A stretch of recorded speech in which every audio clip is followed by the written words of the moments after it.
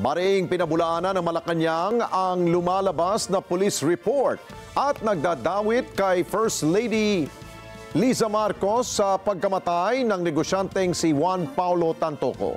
At nilinaw rin ng palasyo na hindi po nagkasama sa hotel room ang First Lady at si Tantoco kung saan po namatay ang negosyante at hindi rin ito kasama sa official entourage ng unang ginang.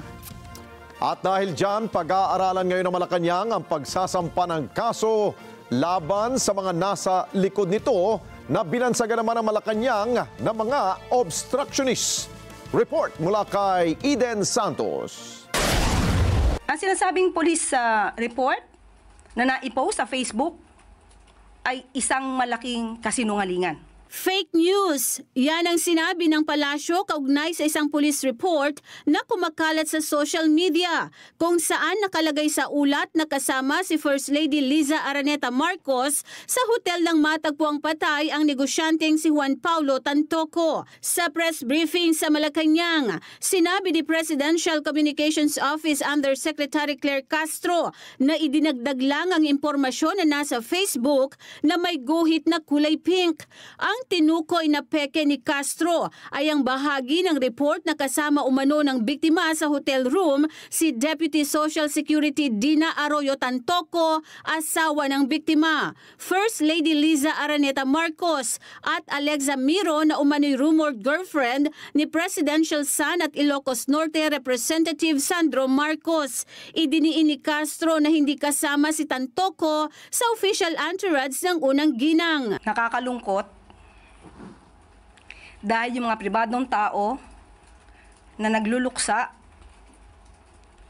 ay nadadamay sa pamumulitika. Ginagamit ng ibang mga obstructionists para masira ang First Lady, ang Pangulo at ang administrasyon na ito. Nakakahiya ang kanilang mga ginagawa.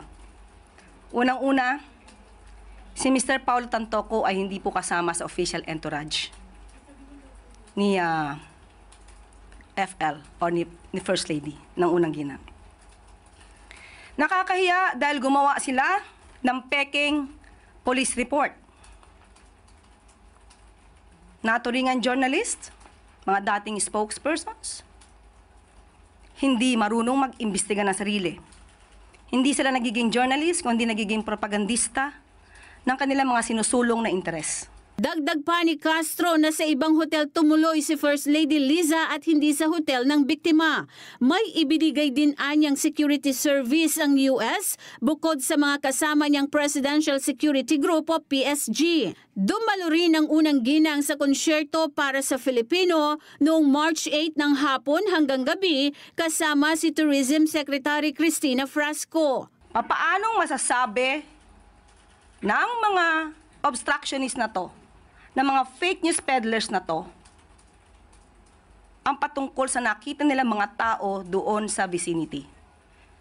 Kaya po yan ay dinagdag lamang. Kung pagbabatayan pa rin ang police report na sinasabing peke ni Castro, lumilitaw na kasinungalingan din ba ang report ng medical examiner na cocaine effect ang dahilan ng pagkamatay ni Tantoco? Nag-start ang